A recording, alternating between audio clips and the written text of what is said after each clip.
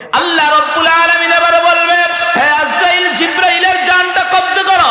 জিবরাইলের জানটা যখন কবজা করবে, আল্লাহ তখন ডাক দিয়ে বলবে, আজরাইল, আর কে আছে? আজরাইল তখন মালিকরে ডাক দিয়ে বলবে, মালিক, আমি আজরাইল এতদিন পর্যন্ত মানুষের জানগুলা কবজা করছি, আমার জান কবজা কে করবে? শুধু আমি জীবিত আছি। আজরাইলকে আল্লাহ তখন বলবে, আজরাইল রে, তুমি নিজেই নিজের জানটা তুমি কবজা করে না, নিজেই নিজের জানটা কবজা করো। আজরাইল যখন নিজের জান কবজা করার জন্য নিজের এই দেহের ভিতরে, রূহের ভিতরে হাত রাখবে, এমন জোরে চিৎকার দিবে আর বলবে, মালিক, জান কবজা করা এত কষ্ট, এটা যদি আমি জানতাম তাহলে এই দায়িত্ব জিন্দেগিতেও নিতাম না। আজরাইলের তখন মরণ হবে, শুধু বাকি থাকবে কে? আওয়াজ দিয়ে বলেন কে? এটা ঈমানের আওয়াজ না, চিল্লায়ে বলেন কে? আল্লাহ পাক শুধু বাকি থাকবে, সব ধ্বংস হয়ে যাবে। হ্যাঁ, নমরুদ হযরত ইব্রাহিমকে জিজ্ঞেস করে, বলো তোমার রবের ক্ষমতা কি? তোমার রবের ক্ষমতা কি? হযরত ইব্রাহিম বলেন, আমার রবের ক্ষমতা হলেন তিনি জীবন দান করেন, তিনি মরণ দান করেন। তখন নমরুদ কয় কি? কয় আচ্ছা ঠিক আছে, তোমার রবের যখন এই ক্ষমতা, এই ক্ষমতা তো আমারও আছে। কই কেমন? কই এমনি সে একটা পাখি ধরছে, দুইটা পাখি, একটা পাখি ধরে জবাই করছে, কই দেখছো, এটারে মাইরে ফেললাম। কই আরেকটা, কই এটারে ছাইরে দাও, এটারে মারলাম না। বুঝেন নাই? একটারে জবাই করছে, আরেকটারে কি করছে? ছাইরে দিছে। ছাইরে দিয়া কয়, এই ইব্রাহিম, দেখছস নি, দেখছস নি, আমারও পাওয়ার, আমিও জীবন দিতে পারি, আবার মরণও দিতে পারি, ক্ষমতা আমারও আছে। হযরত ইব্রাহিম আলাইহিস সালাতু ওয়াস সালাম, আচ্ছা বলেন, আল্লাহ তাআলা যাদেরকে নবী করে পৃথিবীতে বানাইছে তাদের জ্ঞান কম না বেশি? আরেকটু জোরে কম। আপনারা তো মনে করেন হুজুরদের কোনো জ্ঞান টান নাই, ঠিক না? কারণ হুজুররা তো নবীদেরই ওয়ারিস। হুজুর করে খায় দায় ফিরে, হুজুর করে কোনো বুদ্ধি শুদ্ধি কিচ্ছু নাই, বিষয়টা এরকম না। তো হযরত ইব্রাহিম আলাইহিস সালাতু ওয়াস সালাম কই মনে মনে বলতেছে, তো বুঝছি, তোমার মানকে সিফাত ফালাইতে হবে। নমরুদ, তোমাকে মানকে সিফাই ফালাইতে হবে, তুমি তো এমনি এমনি সোজা হইবে না, তো তোমাকে একটু ওইভাবেই একটু সোজা করতে হবে। কই ঠিক আছে। এবার হযরত ইব্রাহিম আলাইহিস সালাতু ওয়াস সালাম এবার বলতেছে, কয় নমরুদ, কই তাহলে এক কাজ করো। কই কি? فإن الله يأتي بالشمس من المغرب يأتي بالشمس من المشرق فأت بها من المغرب فبهت الذي كفر। ডাক দিয়া কয়, হ্যাঁ নমরুদ, কই কি শোনো, আমার আল্লাহ কেমন আল্লাহ জানো? কই আমার আল্লাহ তাআলার একটা নিজাম আছে, আমার আল্লাহ তাআলার একটা নিয়ম আছে। নিয়মটা কি? এই যে পৃথিবীর যে সূর্যটা আছে, আল্লাহ তাআলা প্রতিদিন সূর্যটাকে আকাশ থেকে উদয় করে। মুসলমান আওয়াজ দিয়ে বলেন, পূর্ব আকাশ থেকে না পশ্চিম থেকে? আরেকটু জোরে কান। হযরত ইব্রাহিম বলেন, তো এটা আমার আল্লাহর নিয়ম, যে আমার আল্লাহ পূর্ব আকাশ থেকে সকালবেলা প্রতিদিন সূর্যটাকে আসমানে উঠায়, আবার পশ্চিম আকাশে ডুবায়। হে নমরুদ, তুমি যদি আমার আল্লাহর চাইতেও বড় হও, তাহলে আগামীকাল সূর্যটাকে পশ্চিম আকাশ থেকে উঠায় আমারে দেখাও। আল্লাহু আকবার বলবেন না? আর জোরে চিল্লায়ে বলেন না আল্লাহু আকবার। কারণ তুমি আল্লাহর বিপরীত করো। আমার আল্লাহর নিয়ম হলো পূর্ব আকাশ থেকে উঠানো, এটা আল্লাহর নিয়ম, পশ্চিম আকাশে ডুবানো। তাহলে তুমি যদি আল্লাহর চাইতে বড় হও, তাহলে তুমি পশ্চিম আকাশ থেকে উঠাও, পূর্ব আকাশে ডুবাও। এখন তো মাশাআল্লাহ, হ্যাঁ, নমরুদ কয়, হায় হায়, বেকা সেকা কয়, ফাবহিতাল্লাযী কাফার, হতভম্ব হয়ে গেছে। এখন হে কি জবাব দিবে? জবাব দেওয়ার তো আর কোনো কি নাই। কথা বলেন, জবাব দেওয়ার তো আর কোনো কি নাই, রাস্তা নাই। রাস্তা যখন নেয়, এমনি দেখবেন যারা দুনিয়াতে জালেম হয়, যখন তারা এমনি পায় না, তখন তারা পেশি শক্তি প্রয়োগ করা আরম্ভ করে। কথা বল না কেন? তারা লাঠিয়াল বাহিনী পিছনে লাগানো শুরু করে দেয়। দেখবেন অতীতেও আমাদের দেশ থেকে এরকম গিয়েছেন যে তারা কথাই পাই নাই, হুজুরদেরকে পাই নাই, কিন্তু রাতের আধারে গুন্ডা বাহিনী লাগায়া অস্ত্রের মুখের ভিতরে দিয়া তারা বল প্রয়োগ কইরা তরতাজা জানগুলাকে, শিশু বাচ্চাগুলাকে শহীদ করেছিল। কথা বলেন ঠিক না বেঠে? বলেন আল্লাহ তাদেরকে ছেড়েছে না ধরেছে? এমন ভাবে ধরেছে এখন আর শরীরের ভিতরে কোনো কাপড় চোপড় রাখে নাই। কথা বল না কেন? এমন ধরা ধরেছে তাদের শরীরে কোনো কাপড় চোপড় রাখে না। আল্লাহ কাউকে ছাড়ে না। আল্লাহর ধরা নরম না শক্ত? শক্ত। সুতরাং সামনে যারা আসবেন, এখন যারা আছেন, একটু চোখ কান খোলা রাখে চইলেন আপনারা, যে কারণ তারা তো কোন রকম ভাবে পালানোর রাস্তা পাইছে। আপনারা পান কিনা এর ভিতরে সন্দেহ? কথা বলেন, সন্দেহ আছে। এই জন্য সাবধানে থাইকেন।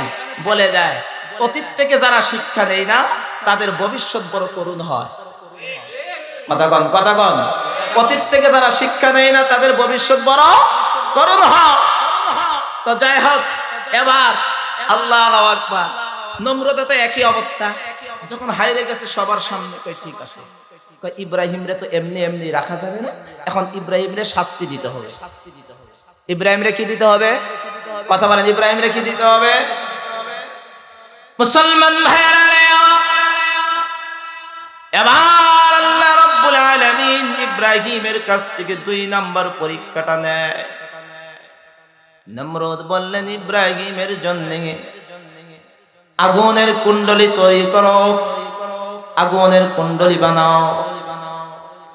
কই ইব্রাহিমকে জিকির করে লা ইলাহা ইল্লাল্লাহ, লা ইলাহা ইল্লাল্লাহ, লা ইলাহা ইল্লাল্লাহ, লা ইলাহা ইল্লাল্লাহ, লা ইলাহা ইল্লাল্লাহ, লা ইলাহা ইল্লাল্লাহ, লা ইলাহা ইল্লাল্লাহ, লা ইলাহা, জোরে জোরে, লা ইলাহা ইল্লাল্লাহ, লা ইলাহা ইল্লাল্লাহ, লা ইলাহা ইল্লাল্লাহ, লা ইলাহা ইল্লাল্লাহ, লা ইলাহা ইল্লাল্লাহ, লা ইলাহা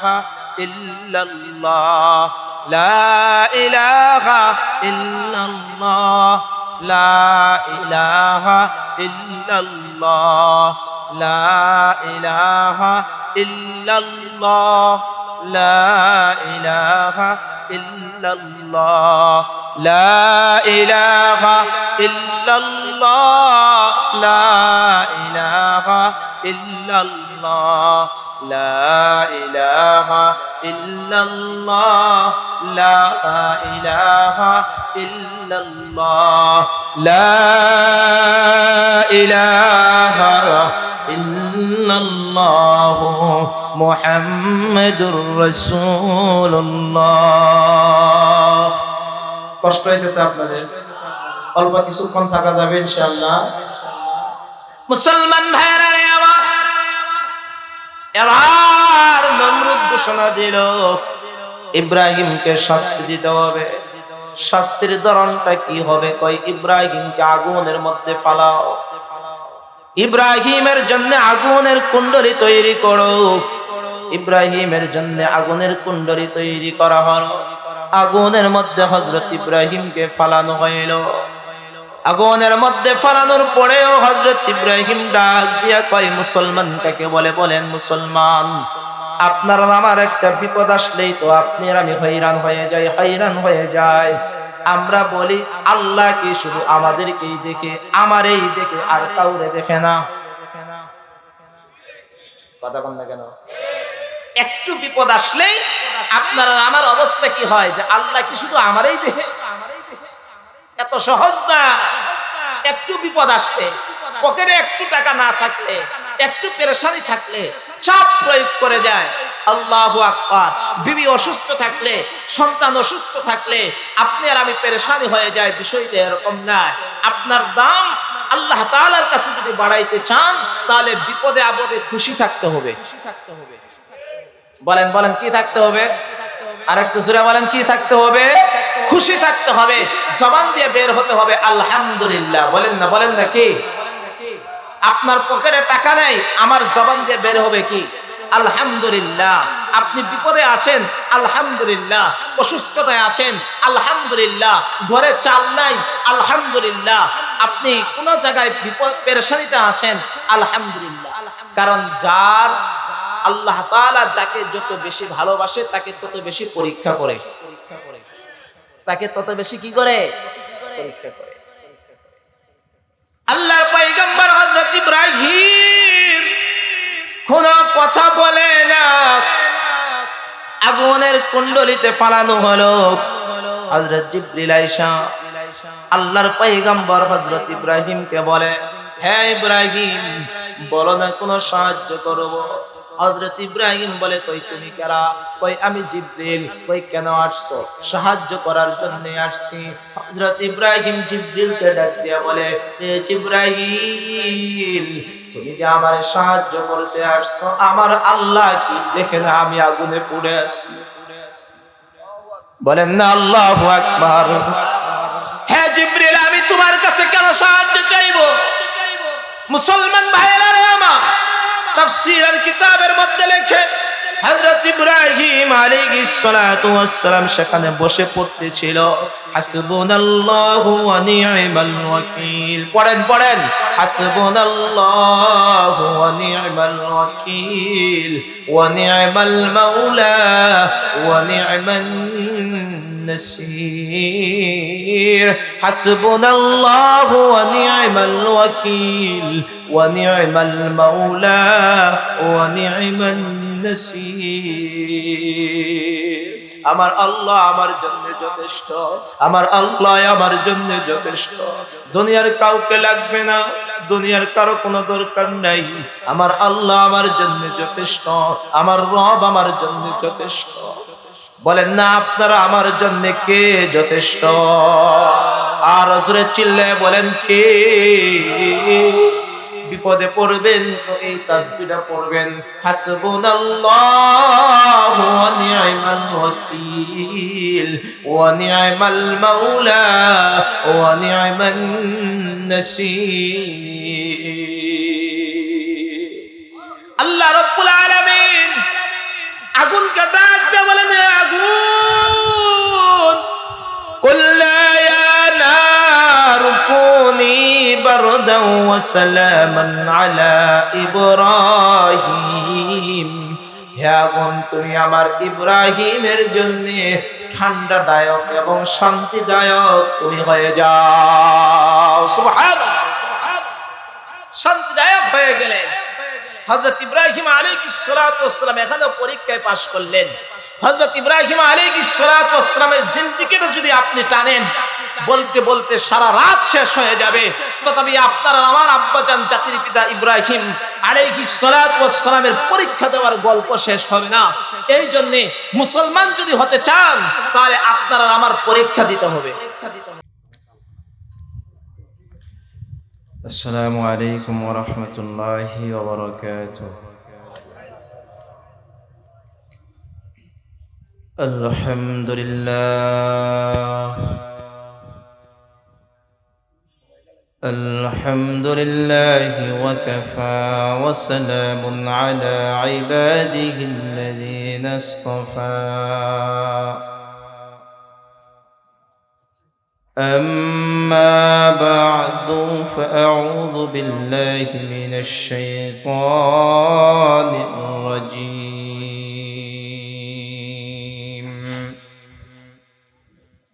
بسم الله الرحمن الرحيم. يا أيها الذين آمنوا اتقوا الله حق تقاته ولا تموتن إلا وأنتم مسلمون.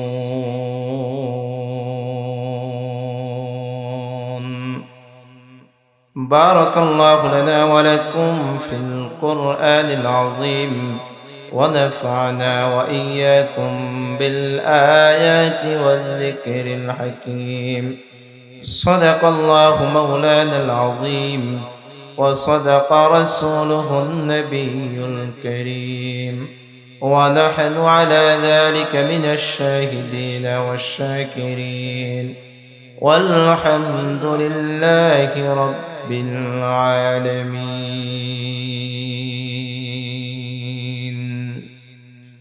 গভীর রজনীতে জুমার রাত সকলেই অন্তরের অন্তঃস্থল থেকে মহাব্বতের সাথে জবান খুলে সকলেই দুরূদ ইব্রাহিম পড়ি। اللهم صل على محمد وعلى آل محمد كما صليت على إبراهيم وعلى آل إبراهيم إنك حميد مجيد.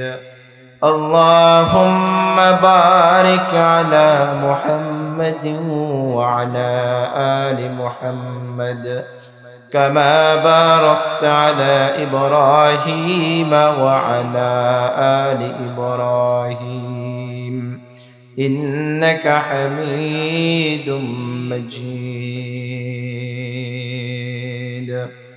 سبحانك لا علم لنا إلا ما علمتنا إنك أنت العليم الحكيم.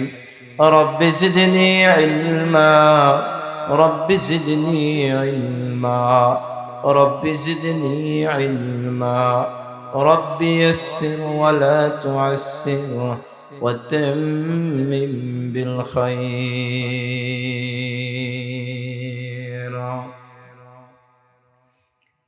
الحمد لله.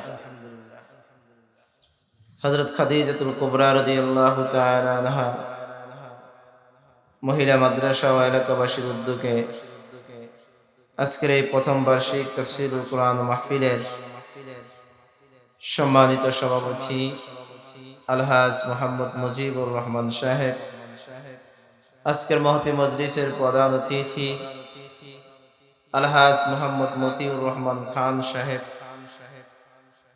আজকের মাহফিলে ইতিপূর্বে যিনারা কোরআন ও হাদিসের আলোকে গুরুত্বপূর্ণ তাফসীর পেশ করেছেন, আমার পূর্বে এতক্ষণ পূর্বে যিনি আলোচনা করতেছিলেন আলহাজ হযরত মাওলানা হযরতুল আল্লাম কবির হুসাইন নুরানী হাফিজাহুল্লাহ সহ উপস্থিত সকল মুআজ্জিজ মুকাররম উলামায়ে হযরত, মুরব্বিয়ানে আইজাম, প্রিয় আজিজ তলাবা, পর্দার আড়ালে আমার শ্রদ্ধেয় মা ও বোনেরা, অসংখ্য শুকর ও সুজুদ সেই মহান মালিকের কুদরতি দরবারে যিনি অত্যন্ত দয়া করে, মায়া করে, বৈরী আবহাওয়াকে উপেক্ষা করে এই বৃষ্টির দিনেও কোরআন ও হাদিসের মহাব্বতে বরকতময় রজনীতে দোয়া কবুলের রাতে আপনাকে আমাকে বেহেশতের বাগানে আসার বসার তৌফিক দান করেছেন। কোরআন ও হাদিসের আলোকে কিছু কথা বলা এবং শোনার তৌফিক দান করেছেন। সেজন্য সেই মহান মালিকের কুদরতি দরবারে জবান খুলে কালিমাতুশ শুকরিয়া আদায় করি, বলি আলহামদুলিল্লাহ। নিয়ামতের শুকরিয়া আদায় করলে বাড়ে না কমে, তাহলে আরেকটু আওয়াজ দিয়ে সকলে বলি আলহামদুলিল্লাহ। স্টেজে বড় বড় ওয়াইজ মুফাসসিরিন হযরত বসা আছে, রংপুরি সাহেবও আছে, সারা বাংলাদেশ যিনি ওয়াজ করেন। রাতও অনেক হয়েছে, আবার কখন কোন সময় বৃষ্টি এসে যায় এটাও বলা যায় না, এবং এখন গ্রীষ্মকালীন সময়ে রাত ছোট না বড়, রাত ছোট না বড়, ছোট। ফজরের নামাজ অনেক এগিয়ে, এই জন্য অল্প কিছুক্ষণ আলোচনা করব, থাকা যাবে না ইনশাআল্লাহ। শেষ পর্যন্ত দোয়া পর্যন্ত থাকবো আমরা, পারবো তো ইনশাআল্লাহ? যারা আছি আমরা কেউ যাব না, আমরা কেউ যাব না ইনশাআল্লাহ। কিছু কোরআন ও হাদিসের কথা আমলের নিয়তে আমরা শুনবো ইনশাআল্লাহ। আল্লাহ তাআলা এই মাহফিলকে কবুল করেন, জোরে বলেন আমিন। আর জোরে বলেন আমিন। এই মাহফিলকে আল্লাহ তাআলা আপনার আর আমার জন্য জান্নাতে যাওয়ার ওসিলা হিসেবে কবুল করেন, বলেন আমিন। এবং এই মাদ্রাসা খাদিজাতুল কুবরাকে কিয়ামত পর্যন্ত রব কবুল করেন, আওয়াজ দিয়ে বলেন আমিন। আর জোরে বলেন আমিন। মুহতারাম হাজরিন, কোরআনে কারীমের ছোট্ট একখানা আয়াতে কারীমা তিলাওয়াত করেছি। এই আয়াতে কারীমা যদিও ছোট, কিন্তু এর তাৎপর্য, এর গুরুত্ব অনেক। আল্লাহ তাআলা শুরুতেই ঈমানদারদেরকে ডাক দিয়েছেন, ঈমানদারদেরকে সম্বোধন করে বলেন, ইয়া আইয়ুহাল্লাযীনা আমানুত্তাকুল্লাহ। এই আয়াতে কারীমার ভিতরে আল্লাহ তাআলা দুইটা আদেশ করেছেন। একটা আদেশ যে হে ঈমানদারেরা, তোমরা তাকওয়া অর্জন করো। তোমরা কি অর্জন করো? বলেন না কি অর্জন করো? তাকওয়া অর্জন করো।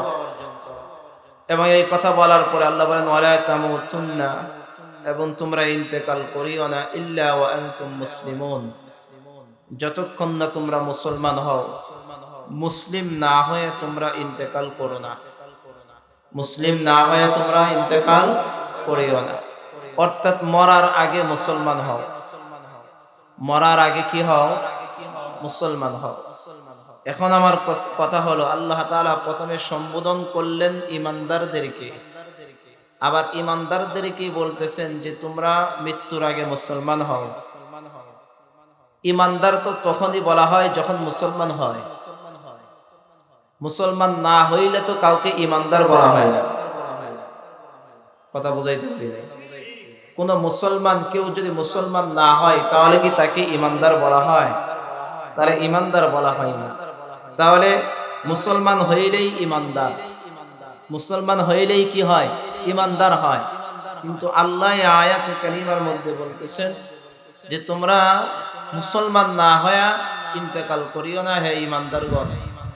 তার মানে বোঝা যায় যে মুসলমান হওয়াটা এত সহজ না।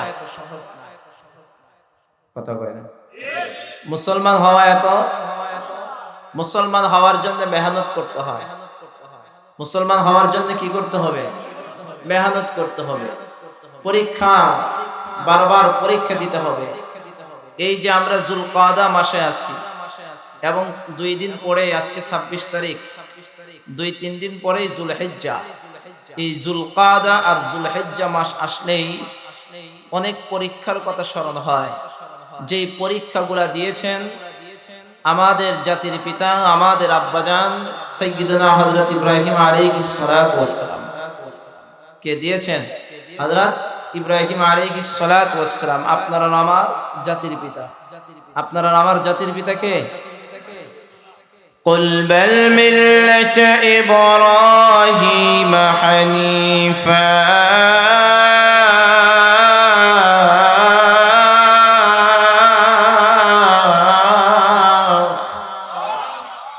وما كان من المشركين।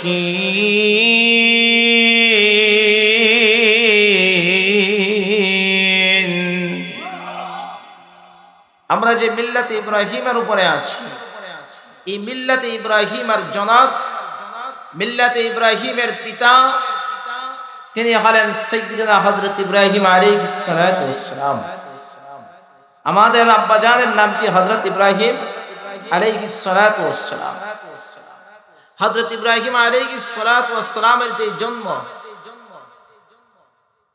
আল্লাহ তাআলা হযরত ইব্রাহিম আলাইহিস সালাতু ওয়াস সালামকে উপাধি দিয়েছিলেন খলিলুল্লাহ। কি দিয়েছিলেন?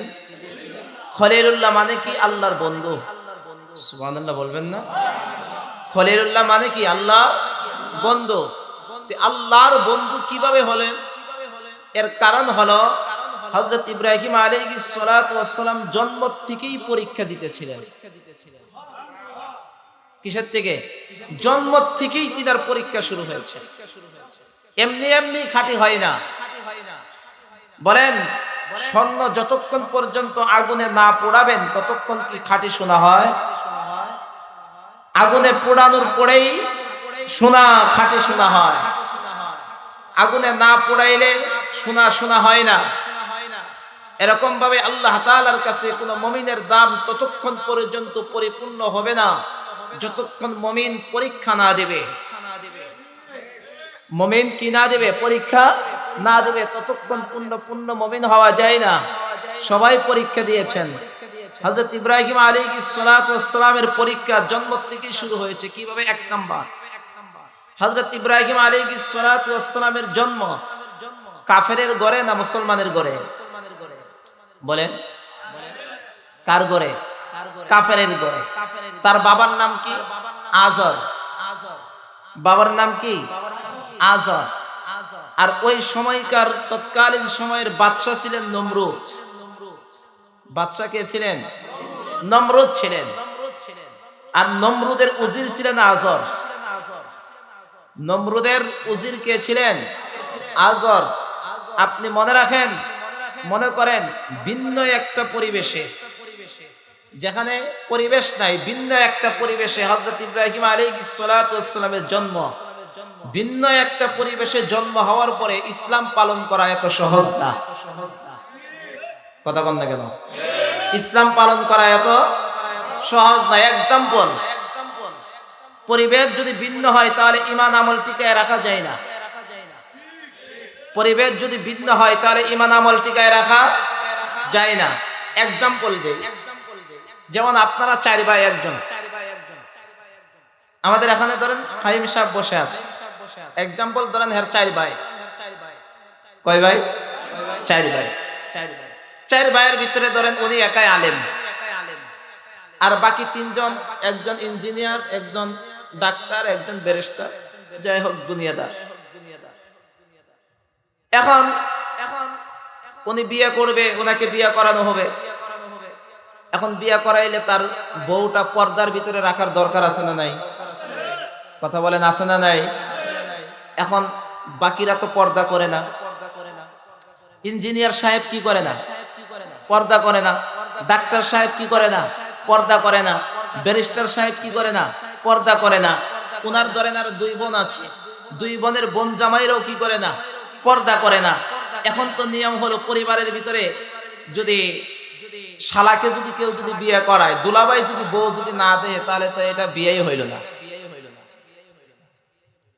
কথা বল না কেন? আরেকটু জোরে কোন।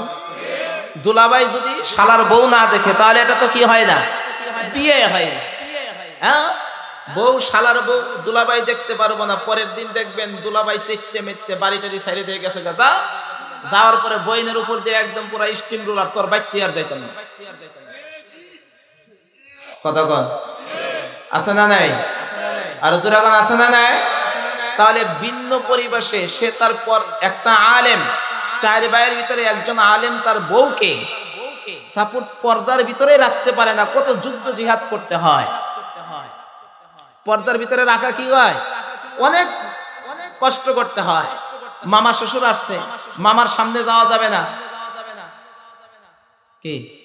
মামার সামনে যাওয়া যাবে না। এখন মামা কয়, এই সর্বনাশ, ভাগ্নের বউ দেখতাম না। ভাগ্নের বউ যখন দেখতাম না তাহলে তো করে বাইতে আর আইতাম না। এত সহজ না। ভিন্ন পরিবেশ হইলে ইসলাম টিকায় রাখা এত সহজ না। এখন আপনি তো যদি মুসলমান ঘরের এই অবস্থা হয়, মুসলমান ঘরের যদি এই অবস্থা হয়, তাহলে যেখানে পুরা দেশ, পুরা পরিবার মুসলমান না কাফের, সেখানে একজন মানুষ ইসলাম টিকায় রাখা তার জন্য কতটুকু কঠিন। হযরত ইব্রাহিম আলাইহিস সালাতু ওয়াস সালাম সেই পরীক্ষাটুকু দিয়েছেন। হযরত ইব্রাহিম আলাইহিস সালাম সেই পরীক্ষাটুকু দিয়েছেন। কিভাবে? হযরত ইব্রাহিম আলাইহিস সালাতু ওয়াস সালাম কোরআনে কারীমের ভিতরে আসছে। হযরত ইব্রাহিম আলাইহিস সালাম যখন আস্তে আস্তে বুঝ হলো, তখন তার বাবাকে বলে, বাবা এটা কি করো? কিসের পূজা করো তোমরা? তোমরা তো পুরা, এবং তোমার কওম তো পুরা একটা পথভ্রষ্টের মধ্যে আছে। কেন? কারণ তোমরা এমন কিছু ইবাদত করো যে শুনে না। যে মূর্তি কি করে না?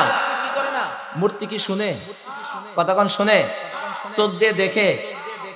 একদিন একটা কলা নিয়ে মূর্তির সামনে গিয়ে কবেন, দেখতো আমি কি সাগর কলা নিয়ে এসেছি না সবজি কলা? কি মূর্তির সামনে নিয়ে জিজ্ঞেস করবেন, এই মূর্তি ক, সাগর কলা না সবজি কলা না আনাজ কলা না ভীমটা কলা না কি আছে বিসিওয়ালা কলা, দেখ কোনটা ক। কি মূর্তি বলতে পারবে না মূর্তি দেখে? মুসলমান ভাইরা রে আমার, সাইয়্যিদুনা হযরত ইব্রাহিম আলাইহিস সালাতু ওয়াস সালাম বাবা আযরকে ডাক দিয়ে বলে, ও আব্বাজান, আপনি এবং আপনার কওম কিসের পূজা করে? এমন একটা মূর্তির পূজা করে যে মূর্তি চোখ দিয়ে দেখে না, যে মূর্তি কান দিয়ে শুনে না, এটা কেমন পূজা হয়? আপনারা কিসের মাবুদ আপনারা বানিয়েছেন? এমন করে যখন ইব্রাহিম আলাইহিস সালাতু ওয়াস সালাম বাবার সামনে তুলে ধরে, বুঝে থাকলে বলেন, যারা জালেম হয়, সত্যকে যারা বুঝে না, যুক্তি দিয়ে যখন হেরে যায় তখন তারা চেতে যায়। তখন তারা কি চেতে যায়, ধমক দেয়, হাত উঠায়। তো হযরত ইব্রাহিম আলাইহিস সালাতু ওয়াস সালামের ক্ষেত্রে আযরের অবস্থা এটাই হয়েছে। এই এক এক করতে করতে এই সংবাদ নমরুদের কানে গিয়ে পড়ছে। কোথায়? নমরুদের কানে। বলেন বলেন কার কাছে? নমরুদ। তো নমরুদ তো তখন কাফের, নমরুদ তো তখন কি কাফের। নমরুদ, হ্যাঁ, সর্বনাশ সর্বনাশ, আযরের বেটা ইব্রাহিম আমার বিরুদ্ধে করে, হ্যাঁ, এত বড় সাহস হয়ে গেছে। তখন নমরুদ হযরত ইব্রাহিম আলাইহিস সালাতু ওয়াস সালামকে ডাকছে রাজপ্রাসাদে। দেখেন হযরত ইব্রাহিম আলাইহিস সালাতু ওয়াস সালামের পরীক্ষা কেমন। পরীক্ষা দেওয়ার পরে সে মুসলমান হয়েছে। হুয়া সাম্মাকুমুল মুসলিমিন, এমনি এমনি হয় নাই। পরীক্ষাটাও সূরাতুল বাকারার ভিতরে আল্লাহ তাআলা 3 নম্বর পারা 2 নম্বর পৃষ্ঠায় সুন্দর করে তুলে ধরেছেন। হযরত ইব্রাহিম যখন হযরত নমরুদের সামনে, সাইয়্যিদনা হযরত ইব্রাহিম আলাইহিস সালাতু ওয়াস সালাম তখন ছোট, তখন এই ঘটনাটুকু আল্লাহ তাআলা তুলে ধরেছেন। কি তুলে ধরেছেন দেখেন, আল্লাহ বলেন, ألم تر إلى الذي حاج إبراهيم في ربه أن آتاه الله الملك إذ قال إبراهيم ربي الذي يحيي ويميت قال أنا أحيي وأميت قال إبراهيم فإن الله يأتي بالشمس من المشرق فأت بها من المغرب فبهت الذي كفر والله لا يهدي القوم الظالمين।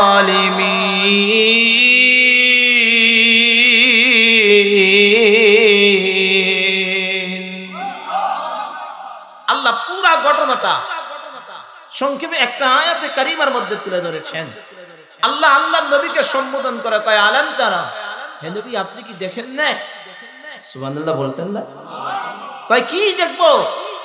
তা ইলাল্লাযী হাজ্জা ইব্রাহিম ফি রাব্বি, যখন ইব্রাহিম আলাইহিস সালাতু ওয়াস সালাম তার রবের রাজত্বের ব্যাপারে, রবের কুদরতের ব্যাপারে যখন নমরুদের সাথে ঝগড়া করেছিল, ঝগড়াটা কি ছিল? নমরুদ রাজপ্রাসাদে ডেকে, ইব্রাহিম তখন ছোট্ট, ডাক দেখা, ইব্রাহিম তুমি আমাদের মূর্তিকে মানো না, মাবুদ হিসেবে মানো না। কই কেন মানো না? কই তোমার রবকে বলো তো, তোমার রবকে বলো। মুসলমান ভাইরা রে আমার, সাইয়্যিদুনা হযরত ইব্রাহিম আলাইহিস সালাতু ওয়াস সালাম বলেন, হে নমরুদ আমি তোমাকে কেন রব হিসেবে মানবো বলো, কেন মানবো? নমরুদ হযরত ইব্রাহিমকে ডাক দিয়ে কয়, তোমার রবের ক্ষমতা কি আমার কাছে বলো। ইব্রাহিম আলাইহিস সালাতু ওয়াস সালাম ডাক দিয়ে কয়, নমরুদ আমার রব হইলেন তিনি যিনি জীবন দান করেন আর যিনি মরণ দান করেন। আওয়াজ দিয়ে বলেন, আপনার আমার জীবনদাতা কে? আর জোরে চিল্লায় বলেন কে? আপনার আমার মরণদাতা কি? মুসলমান ভাইরা রে আমার, এই পৃথিবীতে সবার মরণ আছে, কিন্তু একমাত্র আমার রবের কোনো মরণ নাই। পৃথিবীর সব ধ্বংস হয়ে যাবে। আল্লাহ বলেন কুল্লু মান আলাইহা ফান ওয়া ইয়াবকা ওয়াজহু রাব্বিকা যুল জালালি ওয়াল ইকরাম। আল্লাহ বলেন পৃথিবীতে যা আছে সব ধ্বংস হয়ে যাবে, আপনিও ধ্বংস হবেন, আমিও ধ্বংস হব। এই যে গাছা, এই যে ঘরবাড়ি বিল্ডিং গুলা দেখতেছেন সব ধ্বংস হয়ে যাবে, না থাকবে। পাঁচতলা বিল্ডিং থাকবে না, ধ্বংস হবে। এই আওয়াজ দিয়ে বলেন থাকবে না ধ্বংস হবে? 100 তলা বিল্ডিং ধ্বংস হবে না থাকবে? 100 তলা বিল্ডিং এর কোনো শক্তি নাই।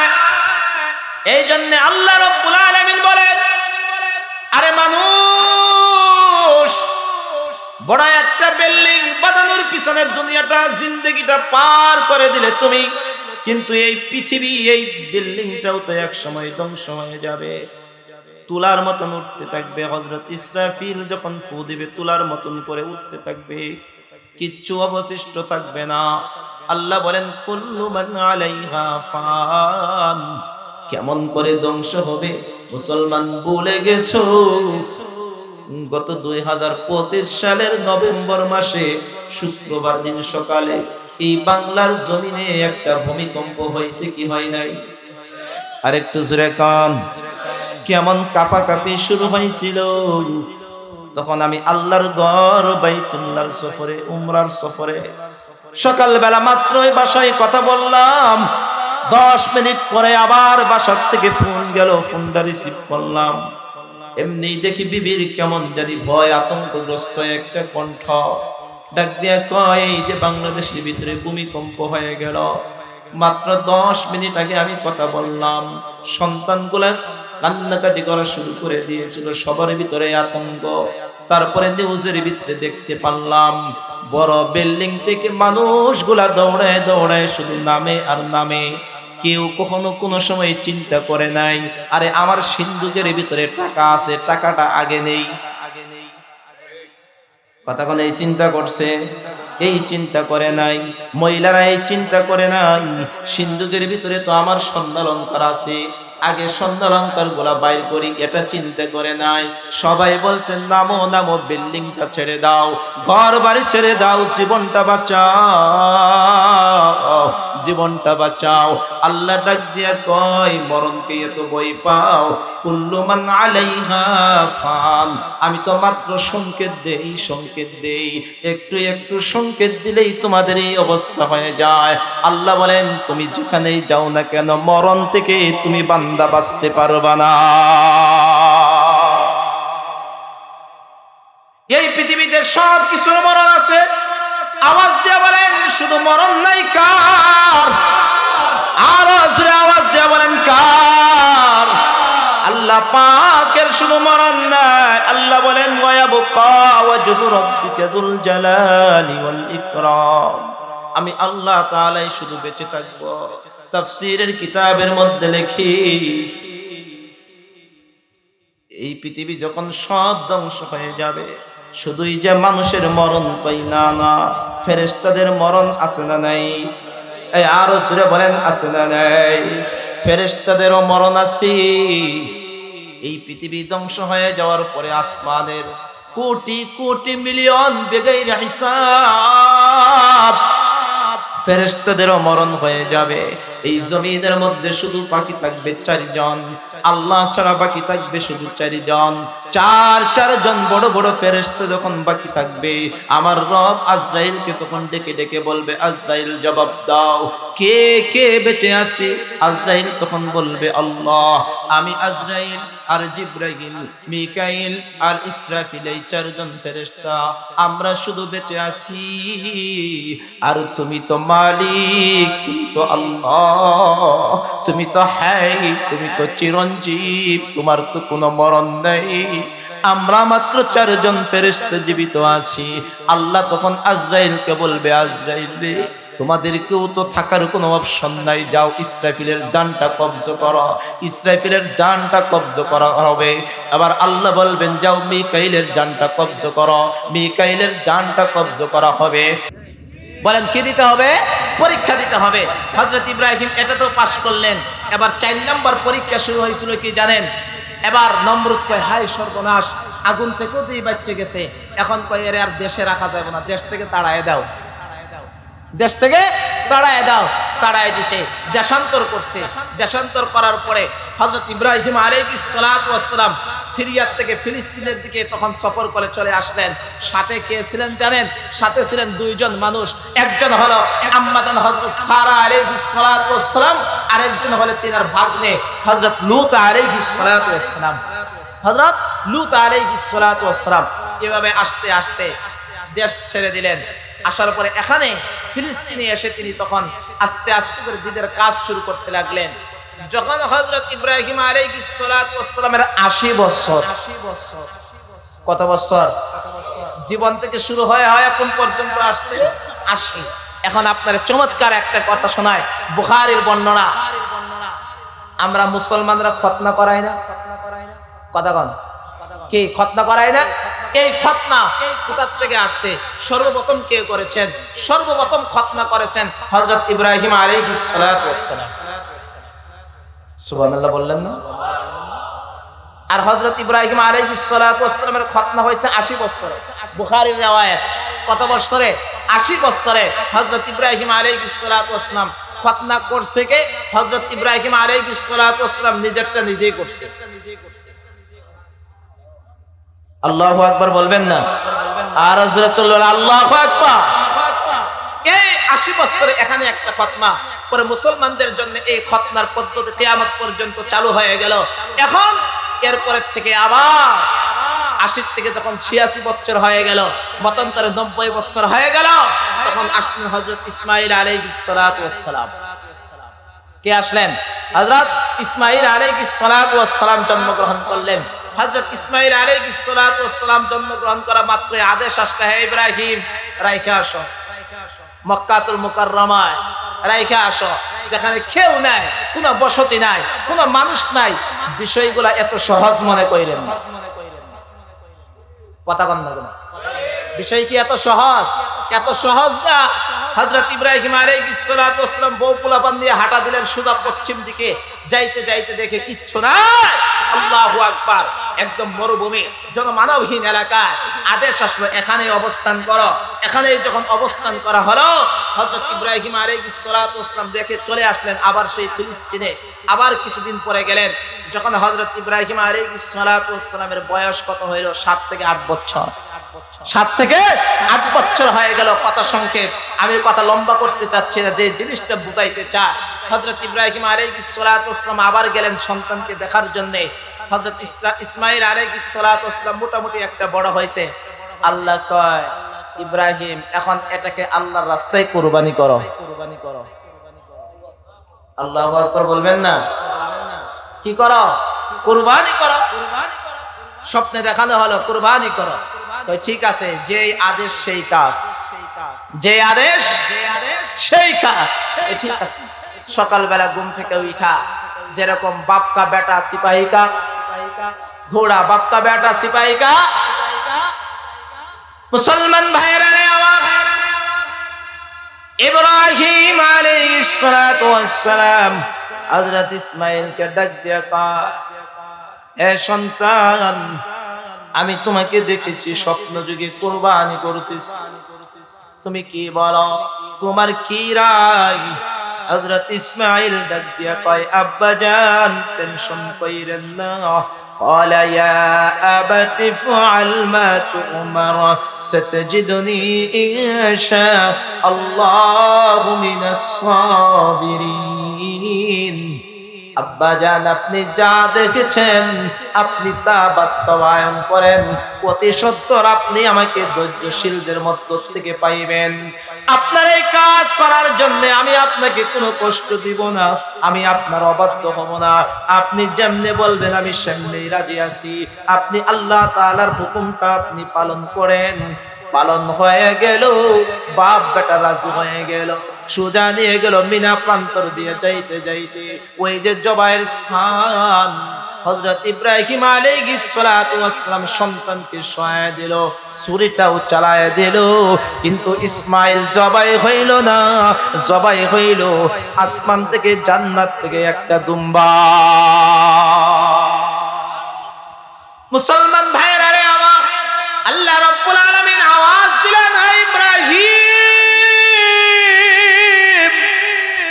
তুমি পরীক্ষায় পাশ করেছো, হে ইব্রাহিম আমি আল্লাহ তোমার সন্তানটাকে জবাই করার জন্য আমি আল্লাহ কখনোই চাই নাই।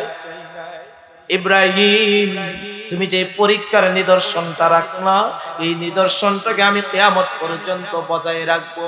আল্লাহ ডাক দিয়া কয়, হে মুসলমান জাতি,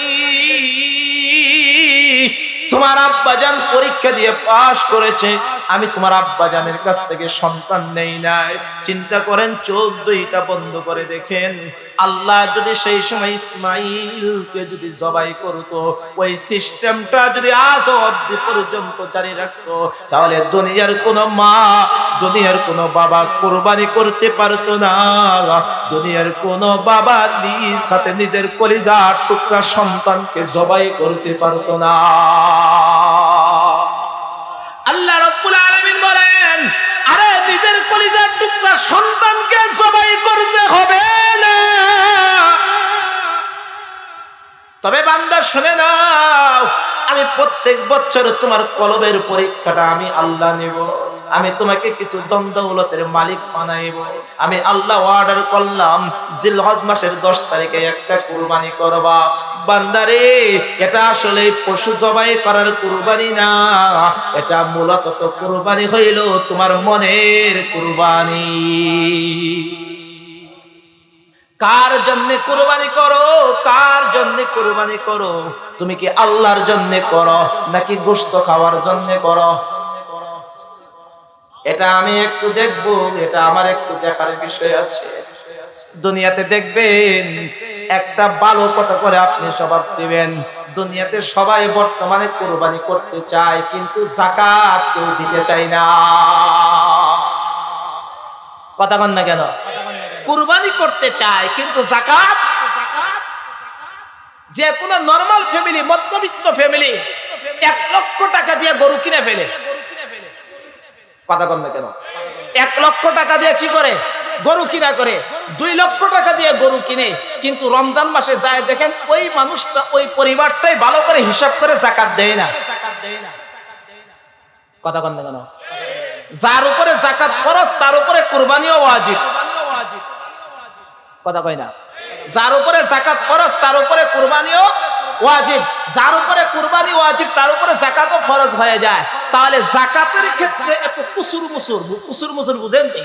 যাকাতের ক্ষেত্রে যত বাহানা, টাল বাহানা, কই নাই নাই নাই নাই নাই, কই ফকির করে জ্বালায় বাসি না, কিন্তু কুরবানিটা আইলে 2 লক্ষ টাকা দিয়া বাইর কইরা গাছা বাজারে গিয়া বিশাল এক গরু কিনা প্রতিযোগিতা কইরা।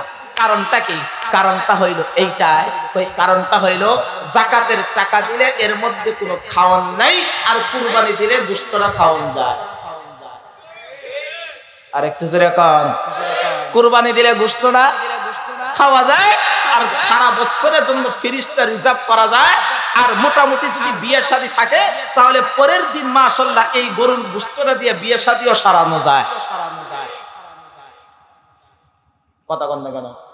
তাহলে কুরবানিও হইল, বিয়েটাও হইল, আত্মীয় স্বজনটাও হইল, ফিরিস্টাও ভরা হইল, আর মোটামুটি অনুষ্ঠান যদি না থাকে 6 মাস 10 মাস খাওয়াতেও গেল, গরুর গোশত তো আর কিনতে হইল না।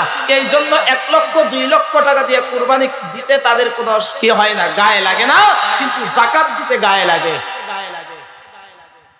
কথা কন না কেন? যাকাত দিতে কি লাগে? গায়ে লাগে। 1 লক্ষ টাকা দিয়ে গরু কিনে কুরবানি দিতে গায়ে লাগে না, কিন্তু মসজিদের জন্য যায় 20,000 টাকা চান, কটিয়া নাই। আরেকটু জোরে কর, 20,000 টাকা মসজিদের জন্য যান, কয় কি নাই? টাকা নাই। মাদ্রাসার জন্য চান 10,000 টাকা চান, টাকা নাই। কিন্তু এখানে 1 লক্ষ টাকা দিয়ে গরু দেয় কেন বর্তমানে? ওই নিয়তে ভেজাল, নিয়তে ভেজাল, নিয়তটা বালা না। কথা বন্ধ কেন? নিয়তটা কিনা বালা না। কারণ কুরবানি দেয় বর্তমানের মুসলমান কয় দিলে তো গোশতরা তো খাইতে পারি, সমস্যা তো আর নাই, এখানে তো আমার লস প্রজেক্ট না। কথা বন্ধ কেন? এটা তো আমার কি না, লস প্রজেক্ট না, এটা তো লস প্রজেক্ট না, তো এটা তো লাভ প্রজেক্ট। এই জন্য মুসলমান পরীক্ষা দেওয়ার মাস আসছে। এই জন্য আল্লাহ বলেছেন আমার আয়াত কিছু তিলাওয়াতের ভিতরে, ইয়া আইয়ুহাল্লাযীনা আমানুত্তাকুল্লাহ হাক্কা তুকাতিহি ওয়া লা তামুতুন্না ইল্লা ওয়া আনতুম মুসলিমুন। মুসলমান না হয়ে মইরো না, তাকওয়া অর্জন কইরা মরো। ওই তাকওয়া অর্জন করার মাস হলো এটা। আর মুসলমান হতে হলে পরীক্ষা দিতে হবে, পরীক্ষা দেওয়ার সময় হলো এটা। আরে কুরবানি করার সময় কুরবানি তো দিতে হবে একমাত্র কার জন্য? কার জন্য? আর জোরে বলেন, আর জোরে বলেন, আল্লাহর জন্য দিতে হবে। এখানে দুনিয়ার অন্য কোনো ছয় নাই বাবা যাবে না। আরে হাটে গিয়া গরুটা কিনবার আগেই চিন্তা করে গোশত কয় মন হইব। কথা বন্ধ কেন? গোশত কয় মন হবে এটা আগে চিন্তা করে। কারণ মনে আর টাকা হিসাবে যুগে মিলতে হবে। যদি মিলে যে 2 মণ গোশত 20,000 টাকায় বাস হিসাবে মিলে গেছে, তাহলে মোটামুটি একটা আলোচনা হয় যে গরু কিনে জিতছে। কথা বন্ধ কেন? গরু কিনা জিতছে। আর যদি হিসাবে যুগে যদি না মিলে কয় এই কি করছো এত টাকা, ও ভাই ছইকে গেছো, ভাই কি করছো, ঠকছো। বলেন এগুলা আমাদের সমাজের বাস্তব চিত্র না অবাস্তব চিত্র? কথা কি খারাপ লাগতেছে? তাহলে পরীক্ষা দিতে পারতেছি না, মুসলমান হইতে পারতেছি না। মুসলমান যদি আপনি আর আমি হতে চাই, তাহলে মুসলমান পরীক্ষা দিতে হবে। পরীক্ষার মাস এই জিলহজ মাস, কুরবানির মাধ্যমে পরীক্ষা দিতে হবে। আল্লাহর জন্য দিতে হবে। বলেন কার জন্য? তাহলে আল্লাহর জন্য কিভাবে দিবেন? আল্লাহর জন্য 1 নাম্বার শর্ত হইল আপনার টাকাটা হালাল হতে হবে। কিসের টাকা? হালাল টাকা দিয়ে কুরবানি দেওয়া। সুদের টাকা দিয়ে কুরবানি, কথা কম, সুদের টাকা, ঘুষের টাকা, মানুষ ঠকানোর টাকা, বাটপারি সিরানির টাকা, এগুলোর টাকা দিয়ে কুরবানি দিয়েন না। হালাল টাকায় কুরবানি দিয়ে। কিসের টাকা? হালাল টাকায় কুরবানি দিয়ে। সুদের টাকা দিয়া, ঘুষের টাকা দিয়া, 5 লক্ষ টাকা দিয়া গরু কিনা ফুরাঙ্গি দেখায়েন না। এগুলা ফুরাঙ্গি আল্লাহ সহ্য করে না। কি ঘুষের টাকা দিয়া 5 লক্ষ টাকা দিয়া গরু কিনা আপনি বেড়াগিরি হন নাই, আপনি দুনিয়া কোনা কামাইতে পারেন নাই। দুনিয়াটাও ধ্বংস করছেন, আখিরাতটাও ধ্বংস করছেন। আর একটু জোরে কম। আর কুরবানিটা দেওয়ার পরে পুরাটা দিয়ে ফ্রিজে ঢুকায়েন না। যার যে হক, গরিবেরটা গরিবের দিয়েন, আত্মীয় স্বজনেরটা আত্মীয় স্বজনেরটা দিয়েন, আপনারটা নিয়ে ফ্রিজে ঢুকান, কোনো কথা নাই। কথা কন না কেন? গরিব আর আত্মীয় স্বজনের হক মাইরে গিয়ে ফ্রিজ বুঝাই করেন না। এত সহজ না। মুসলমান আপনি আর আমি মুসলমান হব, পরীক্ষা দিতে হবে। এখানেও একটা পরীক্ষা, বিশাল পরীক্ষা। একমাত্র দিলটাকে সাফ রাখে কুরবানি করা। একমাত্র দিলটা সাফ রাখে কি করা? কুরবানি করা। পারবো তো ইনশাআল্লাহ? কেন? এটাও আল্লাহ তাআলা কোরআনে কারীমের ভিতরে বলেছেন, লান ইয়ানালাল্লাহা লুহুমুহা ওয়ালা দিমাউহা ওয়ালাকিন ইয়ানালুহুত তাকওয়া মিনকুম। আল্লাহ বলেন বান্দা, আমার কাছে গোশত আসে না, তোমার টাকা পয়সাও আসে না। আল্লাহ যাওয়ার পরে, বাজারে যাওয়ার পরে কি কি দেখবেন শোনেন। কুরবানির পশু কেনার ক্ষেত্রে নিয়ম হলো 1 নাম্বার আগাগোড়া দেখবেন যে কুরবানির পশুটা সুস্থ আছে কিনা। কি সুস্থ আছে কিনা। তারপরে কালারটা, চেহারাটা সুন্দর কিনা, মানে গায়ের চামড়াটা সুন্দর কিনা, ভালো আছে কিনা, এগুলা দেখা। সবকিছু ঠিকঠাক আছে কিনা। ল্যাঞ্জাটা ধইরা টান মাইরে হিসাব করেন না, গোশত কয় মন হইবে। গোশতের হিসাব করেন না, কিনার সময়, দেওয়ার সময়ও করেন না। আবার অনেক সময় ওই যে প্রথমে একটা কথা বলছি, পরিবেশ মানুষে আরো খারাপ করে। আমি কিনলাম ভালো নিয়তেই, কিনে নিয়ে মনে করেন বাসায় যাইতেছি, রাস্তা দিয়ে জিজ্ঞেস করে ভাই কত হয়েছে? এত হয়েছে। ওই মাঝখান দিয়ে বীজ ঢুকায় দেয়, ওই ভাই এই গরু এত দিয়ে দিয়ে কিনছেন, ঠকে গেছেন। কথা কন না কেন? এতক্ষণ পর্যন্ত আমার দিলটা ভালোই আসলো, হ্যাঁ কথা শুনে মনটা ভেঙে গেছে। এই জন্য দুষ্টা তারও আছে। পরিবেশ আশপাশের মানুষও ভালো না। তবে আমি মনে করি ওই যে আশপাশের মানুষ তোমাকে বলতেছে যে ঠকে গেছো, এটাও তোমার একটা ইমানে পরীক্ষা, যে এখানে তোমার মনটা ভাঙবে না তুমি দিলটাকে বড় করে বলবা যা ঠকা আর জিত আমি বুঝি না, আমি তো কুরবানি আল্লাহর জন্য দিতেছি, আল্লাহ যদি কবুল করে আমি জিতছি, আল্লাহ যদি কবুল না করে তাহলে আমি ঠকছি। আর একটু জোরে কার, তাহলে কুরবানিটা তাদের স্লোগান হবে এটা, আমার কুরবানি আল্লাহ কবুল করলে আমি কথাগণ কুরবানি কবুল করলে আমি জিতছি, আর কুরবানি কবুল না করলে আমি ঠকছি। এলা গোশত তুমি যা খাও খাও, গোশত যদি হাজার ভালো হয় আল্লাহ যদি কবুল না করে তাহলে তুমি ঠকছো, গোশত ভালো হয় নাই শুধু চামড়াটা পাইছো, কুরবানি আল্লাহ কবুল করছে তুমি জিতছো। আর একটু জোরে কন, কথাগণ ঠিক না বেঠিক? তাহলে মুসলমান আর কথা লম্বা না, এখানে সামনে আমাদের যে ইবাদত করার সময়টা আসতেছে, এখানে আমাদের ঈমানটা ঠিক রাখতে হবে। আমরা কুরবানি করব এবং আমরা যে কোনো ইবাদত করব কার জন্য? কথা বলেন কার জন্য? আল্লাহ পাকের জন্য। আল্লাহ আমাদেরকে কবুল করেন, সুরে বলেন আমিন। পরিশেষে এই যে মাদ্রাসা খাদিজাতুল কুবরা রাদিয়াল্লাহু তাআলা আনহা, এই মাদ্রাসার জন্য সবাই দোয়া করবেন, মোহতামি সহোদরের জন্য দোয়া করবেন। হুজুর অনেক মেহনত করে, মাওলানা মতিউর রহমান সাহেব আপনাদের পরিচয়, হুজুর অনেক কষ্ট করে, এর ক্ষেত্রে আপনারা নজর রাখবেন। মাদ্রাসার জন্য আপনারা দোয়া করবেন। আমি দোয়া করে যাই আল্লাহ যেন এই মাদ্রাসার জন্য ভবিষ্যতে স্থায়ী জায়গার ব্যবস্থা করে দেয়। কেউ দিয়ে আমিন বললেন না? আমিন বলেন। এখানে যদি কোনো জোয়ারদার থাকেন, জুবদার যে জমি আছে অনেক বিঘাকে বিঘা আপনাদের জমি জমা আছে, আপনাদের কাছে একটা রিকোয়েস্ট করে যায়, দিলটাকে নরম করে 2, 3, 4 শতক 5 শতক মাদ্রাসার জন্য জায়গা যদি দিতে পারেন তাহলে দিয়ে দিন, আজীবন আপনার দুনিয়া আখিরাত সুন্দর হবে। বুঝেন নাই?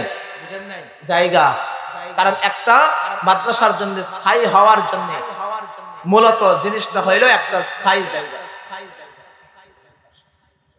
জি পারবো তো ইনশাআল্লাহ।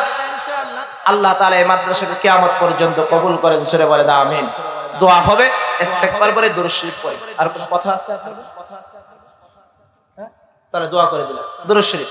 اللهم صل على محمد وعلى آل محمد كما صليت على إبراهيم وعلى آل إبراهيم إنك حميد مجيد اللهم بارك على محمد وعلى آل محمد كما باركت على إبراهيم وعلى آل إبراهيم إنك حميد مجيد الحمد لله رب العالمين والصلاة والسلام على سيد الأنبياء والمرسلين وعلى آله وأصحابه أجمعين ربنا ظلمنا أنفسنا وإن لم تغفر لنا وترحمنا لنكونن من الخاسرين ربنا آتنا في الدنيا حسنة وفي الآخرة حسنة وقنا عذاب النار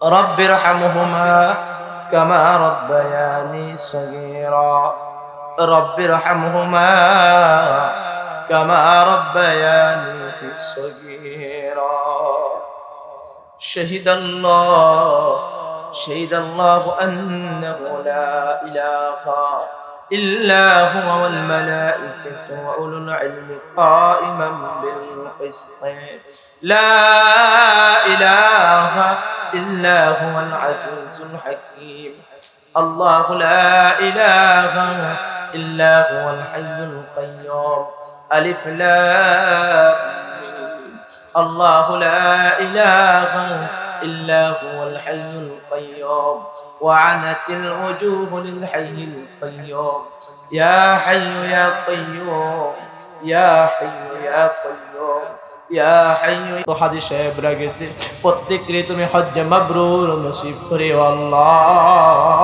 হজ্জে মাবরুর নসিব করিও আল্লাহ, সব কিছু সহজ করিয়া দিও আল্লাহ।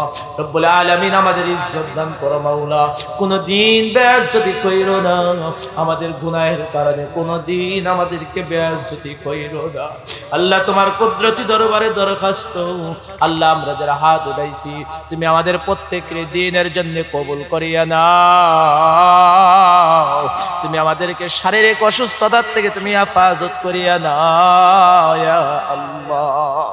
আল্লাহ কোনদিন তুমি আমাদেরকে হার্ট অ্যাটাক করায়ো না আল্লাহ, কোনদিন আমাদেরকে ব্রেন স্ট্রোক করায়ো না আল্লাহ। আল্লাহ কোনদিন গ্যাস্ট্রিক আলসার ক্যান্সার দিও না মালিক, কোনদিন আমাদেরকে ক্যান্সার দিও না আল্লাহ। আল্লাহ কোনদিন আমাদেরকে কিডনি বাল্ব লিভার লাংস ফুসফুস নষ্ট কইরা দিও না আল্লাহ। আল্লাহ পাকস্থলীতে কোনো সমস্যা দিও না, প্রস্রাব পায়খানার যন্ত্রণা কোনোদিন দিও না আল্লাহ। রব্বুল আলামিন মরণ যদি হয় মাহে রমাদানে জুমার দিন আসর থেকে মাগরিবের মধ্যবর্তী সময়ে তোমার কুদরতি কদমে সিজদার হালতে তোমার নবীর শহর মদিনায় মরণ দিও আল্লাহ, মদিনায় মরণ দিও আল্লাহ, জান্নাতুল বাকিতে দাফন কইরো আল্লাহ। আল্লাহ আমাদের মুনাজাত কবুল করো মাওলা, তুমি ছাড়া আমাদের কেউ নাই, রব মুনাজাত কবুল করো মাওলা, আমাদেরকে ফিরায় দিও না, দুইটা হাত ফিরায় দিও না। যা বলতে পারছি যা বলতে পারি না অন্তরের লুকায়িত দোয়াগুলো কবুল করো মাওলা। আল্লাহ আমাদের স্বপ্নগুলো বাস্তবায়ন করো, আমাদের টার্গেটগুলো বাস্তবায়ন করো আল্লাহ। এই দেশের উপর খাস রহমত বরকত নাযিল করো আল্লাহ, এই দেশে খাস রহমত বরকত নাযিল করো আল্লাহ। আল্লাহ এই মুহূর্তে যারা দেশ পরিচালনা করতেছে তাদের উপর খাস রহমত বরকত নাযিল করো আল্লাহ। রব্বুল আলামিন তাদেরকে আজীবন হেদায়েতের উপর আল্লাহ আল্লাহ। মুনাজাত কবুল করিয়া নাও, সরকার দু আলম নবীর সিনায় মুনাজাত কবুল করো আল্লাহ। আল্লাহ মুনাজাত কবুল করে নাও, তোমার রহমতের উসিলায় মুনাজাত কবুল করো। আল্লাহুম্মা জাআলনি ফি আইনি সগীরা ওয়া ফি আয়ুনিন নাসি কাবীরা। আল্লাহুম্মা কফিনি বিহালালিকা আন হারামিক ওয়া আগনিনি বিফadlika আম্মান সিওয়াকা। আল্লাহুম্মা ارزقنا حجا مبرورا، اللهم ارزقنا حجا مبرورا. ربنا تقبل منا إنك أنت السميع العليم وتب علينا يا مولانا إنك أنت التواب الرحيم. سبحان ربك رب العزة عما يصفون وسلام على المرسلين والحمد لله رب العالمين. Presents by Kuakata Media Center. হক্কানি আলেমদের নিত্য নতুন ভিডিও পেতে আমাদের চ্যানেলটি সাবস্ক্রাইব করুন। কুয়াকাটা মিডিয়া সেন্টার, ইসলামিক বিনোদনের বিশ্বস্ত সঙ্গী।